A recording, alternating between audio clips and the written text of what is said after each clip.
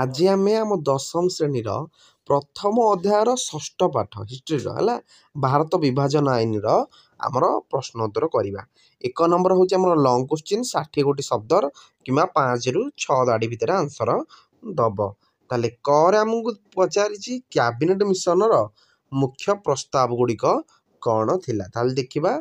ତାହେଲେ ପିଲାମାନେ ଆମକୁ ସେତେବେଳେ ଯେଉଁ ବ୍ରିଟିଶ ଶାସିତ ପ୍ରଦେଶ ଓ ଭାରତୀୟ ଦେଶୀୟ ରାଜାମାନଙ୍କୁ ନେଇ ଏକ ସଂଘ ଗଠିତ ହୋଇ ବ୍ୟବସ୍ଥାପକ ସଭା ଓ ଶାସନ ପରିଚାଳନା ବ୍ୟବସ୍ଥା କରିବା ବୁଝିଲା। କ୍ୟାବିନେଟ୍ ମିଶନର ପ୍ରସ୍ତାବ ସେମାନେ କ'ଣ ଦେଇଥିଲେ ହେଲା ବ୍ରିଟିଶ ଶାସିତ ପ୍ରଦେଶ ଓ ଭାରତୀୟ ଦେଶୀୟ ରାଜାମାନଙ୍କୁ ନେଇକି ଗୋଟେ ସଂଘ ଗଠିତ କରି ବ୍ୟବସ୍ଥାପକ ସଭା କରିବା ଆଉ ଶାସନ ପରିଚାଳନା ବ୍ୟବସ୍ଥା। ଆଉ କ'ଣ ହେଇଥିଲା ବ୍ରିଟିଶ ଶାସିତ ପ୍ରଦେଶରୁ ସାଧାରଣ ବର୍ଗ ଓ ପ୍ରତ୍ୟେକ ସମ୍ପ୍ରଦାୟର ପ୍ରତିନିଧି ସହ 296 ଜଣ ଓ ଦେଶୀୟ ରାଜ୍ୟମାନଙ୍କ ମଧ୍ୟରୁ 93 ଜଣ ପ୍ରତିନିଧିଙ୍କୁ ନେଇ 389 ସଦସ୍ୟ ବିଶିଷ୍ଟ ସମ୍ବିଧାନ ପ୍ରଣୟନ ସଭା ଗଠନ ହେବ ଏବଂ ସମ୍ବିଧାନ ପ୍ରଣୟନ ହେବା ପର୍ଯ୍ୟନ୍ତ ଅନୁସୂଚିତ ଜାତିର ଜଣେ ପ୍ରତିନିଧିଙ୍କ ସମେତ କଂଗ୍ରେସରୁ 6 ଜଣ, ମୁସଲିମ ଲିଗରୁ 5 ଜଣ ଏବଂ ଶିଖ, ଖ୍ରୀଷ୍ଟିଆନ ଓ ପାର୍ସି ସମ୍ପ୍ରଦାୟରୁ ଜଣେ ଲେଖାଏଁ ହିସାବରେ ମୋଟ 14 ଜଣ ପ୍ରତିନିଧିଙ୍କୁ ନେଇ ଏକ ମଧ୍ୟବର୍ତ୍ତୀକାଳୀନ ସରକାର ଗଠନ ହେବ। ଇଏ ଥିଲା ଆମର କ'ଣ କ୍ୟାବିନେଟ୍ ମିଶନର ସବୁ ପ୍ରସ୍ତାବ ଗୁଡ଼ିକ।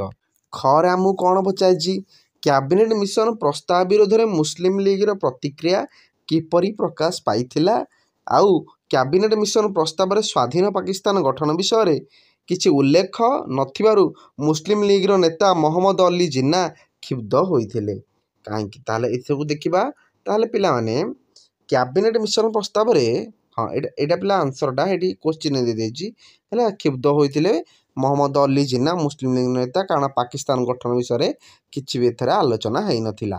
1946 ମସିହା ଅଗଷ୍ଟ 16 ତାରିଖକୁ ସାରା ଭାରତରେ ପ୍ରତ୍ୟକ୍ଷ କାର୍ଯ୍ୟ ଦିବସ ରୂପେ ପାଳନ କରିବାକୁ ସେ ମୁସଲମାନମାନଙ୍କୁ ଆହ୍ୱାନ ଦେଇଥିଲେ।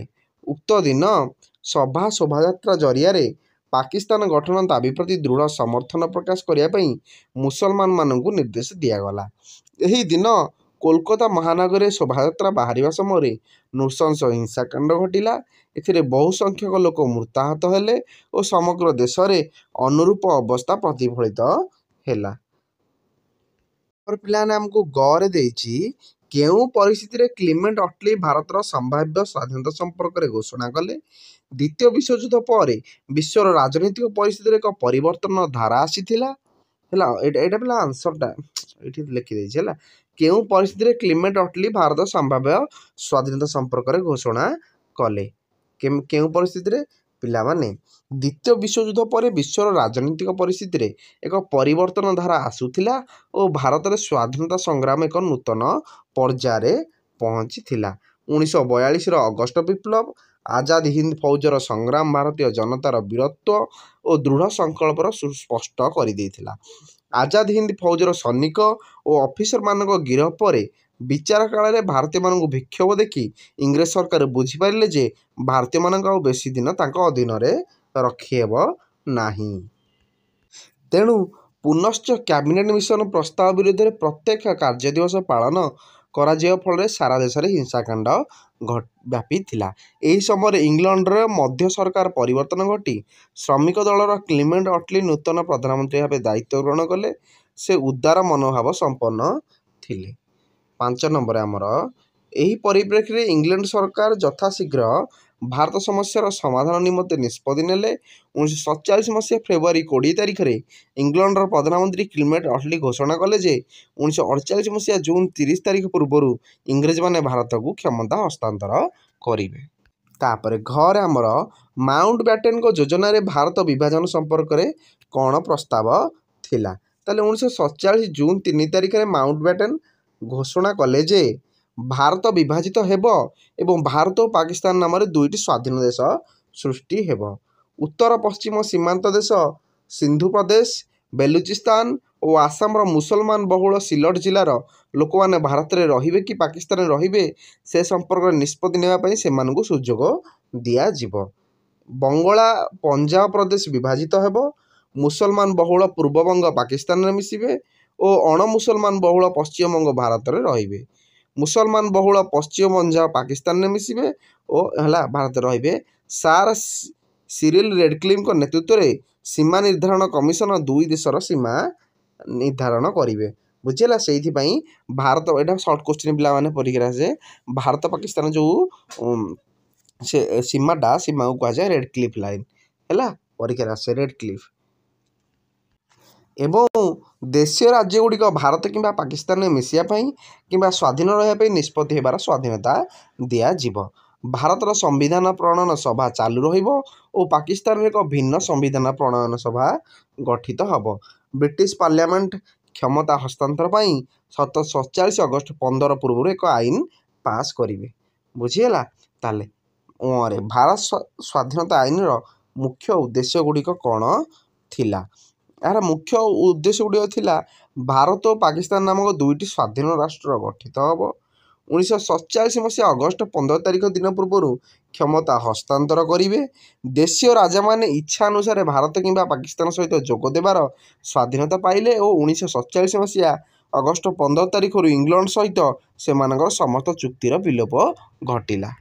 ଏବଂ ସମ୍ବିଧାନ ପ୍ରଣୀତ ହେବା ପର୍ଯ୍ୟନ୍ତ ପ୍ରତ୍ୟେକ ଦେଶର ସମ୍ବିଧାନ ପ୍ରଣୟନ ସଭାକୁ ବିଧାୟକ ସଭାର କ୍ଷମତା ଦିଆଗଲା। ଉଭୟ ଦେଶ ଭାରତ ଶାସନ ଆଇନ 1935 ଅନୁଯାୟୀ ଶାସନ କଲେ। ଇଂଲଣ୍ଡର ଭାରତ ସଚିବ ପଦ ଉଚ୍ଛେଦ କରାଗଲା। ହେଲା, ସେତେବେଳେ ଯେଉଁ ସଚିବ ପଦ ଥିଲା ତାହା ଉଚ୍ଛେଦ କରାଗଲା। ତାପରେ 2 ନମ୍ବର ଆମର 2 ମାର୍କିଆ କିମ୍ବା 3 ମାର୍କିଆ କୋଶ୍ଚିନ୍ ଆସିବ। ବୁଝିହେଲା। ତାହେଲେ କରେ କ୍ୟାବିନେଟ୍ ମିଶନ କାହିଁକି ଭାରତ ଆସିଥିଲେ? ବ୍ରିଟିଶ ସରକାର ଭାରତୀୟଙ୍କ ହାତରେ କ୍ଷମତା ପଦାର୍ପଣ କରିବାକୁ ନିଷ୍ପତ୍ତି ନେଲେ। ସେଥିପାଇଁ ଭାରତୀୟ ନେତୃବର୍ଗଙ୍କ ସାଙ୍ଗରେ ବୁଝାମଣା କରିବା ପାଇଁ ଉଦ୍ଦେଶ୍ୟରେ କ୍ୟାବିନେଟ୍ ମିଶନ ଭାରତକୁ ଆସିଥିଲେ। ତାପରେ ଖରେ ଇଂଲଣ୍ଡର କେଉଁ ପ୍ରଧାନମନ୍ତ୍ରୀ ସମୟରେ କ୍ୟାବିନେଟ୍ ମିଶନ ଭାରତକୁ ଆସିଥିଲେ ଏବଂ କେଉଁମାନେ ଏହାର ସଦସ୍ୟ ଥିଲେ? ସେତେବେଳେ ପ୍ରଧାନମନ୍ତ୍ରୀ ଥିଲେ କ୍ଲିମେଣ୍ଟ ଅଟ୍ଲି। ହେଲା, ଏବଂ ଭାରତ ସଚିବ ପେଣ୍ଡୁଲରେନ୍ସ, ଏଭି ଆଲେକ୍ଜାଣ୍ଡାର ଓ ସାର୍ ଷ୍ଟାଫୋର୍ଡ କ୍ରିସ୍ପ ଏହାର ସଦସ୍ୟ ମଧ୍ୟ ଥିଲେ। ଗରେ ପ୍ରତ୍ୟେକ କାର୍ଯ୍ୟ ଦିବସ କାହିଁକି ଓ କେଉଁ ଦିନ ପାଳନ କରାଯାଇଥିଲା? ପିଲାମାନେ, କ୍ୟାବିନେଟ୍ ମିଶନର ପ୍ରସ୍ତାବରେ ସ୍ୱାଧୀନ ପାକିସ୍ତାନ ଗଠନ କଥା ଉଲ୍ଲେଖ ନଥିବାରୁ ମୁସଲିମ ଲିଗ୍ର ନେତା ମହମ୍ମଦ ଅଲି ଜିନ୍ନା ପ୍ରତ୍ୟେକ କାର୍ଯ୍ୟ ଦିବସ ପାଳନ କରିବାକୁ ମୁସଲମାନମାନଙ୍କୁ ଆହ୍ୱାନ ଦେଇଥିଲେ। ଏହା 1947 ମସିହା ଅଗଷ୍ଟ 16 ତାରିଖ ଦିନ ପାଳନ କରାଯାଇଥିଲା। ଘରେ ମଧ୍ୟବର୍ତ୍ତୀକାଳୀନ ସରକାର କେବେ ଗଠିତ ହୋଇଥିଲା ଏବଂ ମୁସଲିମ ଲିଗ୍ କେବେ ଏଥିରେ ଯୋଗ ଦେଇଥିଲା? ତାହେଲେ 1946 ମସିହା ସେପ୍ଟେମ୍ବର 2 ତାରିଖରେ ମଧ୍ୟବର୍ତ୍ତୀକାଳୀନ ସରକାର ଗଠିତ ହୋଇଥିଲା। 1946 ମସିହା ଅକ୍ଟୋବର 13 ତାରିଖରେ ମୁସଲିମ ଲିଗ୍ ଏଥିରେ ଯୋଗ ଦେଇଥିଲା। ସାମ୍ପ୍ରଦାୟିକ ଦଙ୍ଗା ନିବାରଣ କରିବା ପାଇଁ ମହାତ୍ମା ଗାନ୍ଧୀ କି ପଦକ୍ଷେପ ନେଇଥିଲେ? ହେଲା, ଗାନ୍ଧୀଜୀ କ'ଣ କରିଥିଲେ? ପୂର୍ବବଙ୍ଗ ଓ ବିହାର ପଦଯାତ୍ରା ଆରମ୍ଭ କଲେ। ଏତଦ୍ବ୍ୟତୀତ ସେ ଅମରଣ ଅନଶନର ଧମକ ଦେଇ ଅନଶନ ଆରମ୍ଭ ମଧ୍ୟ କରିଥିଲେ। 1947 ମସିହା ଫେବୃଆରୀ 20 ତାରିଖ ଦିନ ଅଲିଙ୍କ ମାନେ ମହମ୍ମଦ ଅଲି ଜିନ୍ନାଙ୍କ ଘୋଷଣାର ତାତ୍ପର୍ଯ୍ୟ କ'ଣ ଥିଲା? ତାହେଲେ କାହିଁକି ଥିଲା? କ'ଣ ଥିଲା? ଇଂଲଣ୍ଡ ସରକାର ଯଥାଶୀଘ୍ର ଭାରତ ସମସ୍ୟାର ସମାଧାନ ନିମନ୍ତେ ନିଷ୍ପତ୍ତି ନେଲେ ଓ 1947 ମସିହା ଫେବୃଆରୀ 20 ତାରିଖରେ ଇଂଲଣ୍ଡର ପ୍ରଧାନମନ୍ତ୍ରୀ କ୍ଲିମେଣ୍ଟ ଅଟ୍ଲି ଘୋଷଣା ପ୍ରକାଶ କଲେ। 1948 ମସିହା ଜୁନ୍ 30 ତାରିଖ ପୂର୍ବରୁ ଇଂରେଜମାନେ ଭାରତକୁ କ୍ଷମତା ହସ୍ତାନ୍ତର କରିବେ ବୋଲି ଘୋଷଣା କରିଥିଲେ। 6ରେ ମାଉଣ୍ଟ ବ୍ୟାଟେନ୍ ଯୋଜନାର ମୁଖ୍ୟ ଉଦ୍ଦେଶ୍ୟ କ'ଣ ଥିଲା ଏବଂ ଏହା କେବେ ଘୋଷିତ ହୋଇଥିଲା? ଏହାର ମୁଖ୍ୟ ଉଦ୍ଦେଶ୍ୟ ଥିଲା ଯେ ଉଭୟ କଂଗ୍ରେସ ଓ ମୁସଲିମ ଲିଗ୍ର ନେତାମାନଙ୍କ ମଧ୍ୟରେ ବୁଝାମଣା କରି ଭାରତର ସମସ୍ୟା ସମାଧାନ କରିବା। ଏହା 1947 ମସିହା ଜୁନ୍ 3 ତାରିଖ ଦିନ ଘୋଷଣା ହୋଇଥିଲା। ରେ ମାଉଣ୍ଟ ବ୍ୟାଟେନ୍ ଯୋଜନାରେ ଦେଶୀୟ ରାଜ୍ୟମାନଙ୍କ ପାଇଁ କ'ଣ ବ୍ୟବସ୍ଥା ଥିଲା? ଭାରତ କିମ୍ବା ପାକିସ୍ତାନରେ ମିଶିବା ପାଇଁ କିମ୍ବା ସ୍ୱାଧୀନ ରହିବା ପାଇଁ ନିଷ୍ପତ୍ତି ନେବାର ସ୍ୱାଧୀନତା ଦିଆଯାଇଥିଲା। ସ୍ୱାଧୀନ ପାକିସ୍ତାନର ପ୍ରଥମ ଗଭର୍ଣ୍ଣର ଜେନେରାଲ ଓ ପ୍ରଥମ ପ୍ରଧାନମନ୍ତ୍ରୀ ଭାବେ କିଏ ଶପଥ ଗ୍ରହଣ କରିଥିଲେ? ମହମ୍ମଦ ଅଲି ଜିନ୍ନା ସ୍ୱାଧୀନ ପାକିସ୍ତାନର ପ୍ରଥମ ଗଭର୍ଣ୍ଣର ଜେନେରାଲ ଭାବେ ଶପଥ ଗ୍ରହଣ କରିଥିଲେ ଏବଂ ଲିଆକତ ଅଲି ଖାଁ ସ୍ୱାଧୀନ ପାକିସ୍ତାନର ପ୍ରଥମ ପ୍ରଧାନମନ୍ତ୍ରୀ ଭାବେ ଶପଥ ଗ୍ରହଣ କରିଥିଲେ। ତାପରେ କୋଶ୍ଚିନ୍, ଭାରତର ପ୍ରଥମ ସ୍ୱାଧୀନତା ଦିବସରେ କିଏ ଓ କେଉଁଠାରେ ପତାକା ଉତ୍ତୋଳନ କରିଥିଲେ? ଜବାହରଲାଲ ନେହେରୁ ପତାକା ଉତ୍ତୋଳନ କରିଥିଲେ ଏବଂ ଦିଲ୍ଲୀର ଐତିହାସିକ ଲାଲକିଲ୍ଲାଠାରେ ପତାକା ଉତ୍ତୋଳନ କରିଥିଲେ। ଏଇଟା ଆଜି ପର୍ଯ୍ୟନ୍ତ ମଧ୍ୟ ଏଇଟା ଚାଲୁ ରହିଛି। तापर 3 नंबर आमर पिलाने शॉर्ट क्वेश्चन 1 मार्किया पड़िबो हैला गोटे वाक्यर उत्तर दबा कैबिनेट मिशन केबे भारत रे पहुंची थिले सेला 1946 मसिया मार्च 24 तारीख हाँ ठीक अच्छे। तापर खरे प्रत्येक कार्य दिवस पालन करने किए आह्वान देते से मुस्लिम लीगर नेता मोहम्मद अली जिन्ना आह्वान देते। गरे किए कलिकता हिंसाकांड को विराट कलिकता हत्याकांड भाव अभिहित करते ना होचंदी लेफ्टिनेंट जनरल किए फ्रांसिस टकर है। तापर घरे किए भारतर मध्यवर्ती कालन सरकार नेतृत्व नहीं जवाहरलाल नेहरू नहीं। ओरे भारत को क्षमता हस्तांतर करा बोली क्लीमेंट अटली केबे घोषणा करते 1947 मसीहा फेब्रुआरी 20 तारीख में। चरे माउंट बैटन केउ दिन भारत को वाइसराय हो आसी 1947 मसीहा मार्च 22 तारीख में आसते। छरे क्या भित्तिर भारतर स्वाधीनता निमंते आईन प्रस्तुत होता माउंट बैटन योजना भित्तिर भारत स्वाधीनता निमंते आईन प्रस्तुत होता। जरे पाकिस्तान केउ दिन एक राष्ट्र भाव आत्मप्रकाश कला सेला अगस्ट 15 तारीख दिन।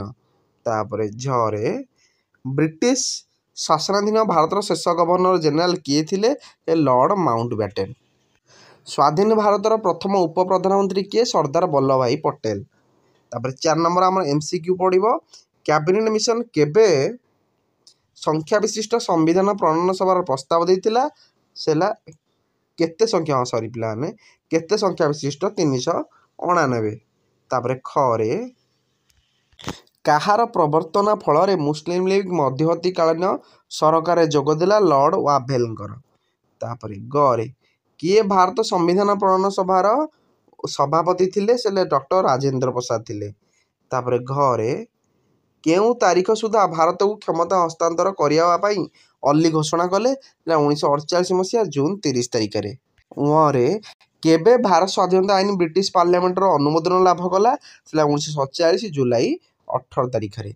बुझीगला वीडियोटी संपूर्ण सरीगला आमर ताले वीडियो को भल लगी सांग सेयार करदब लाइक करदब।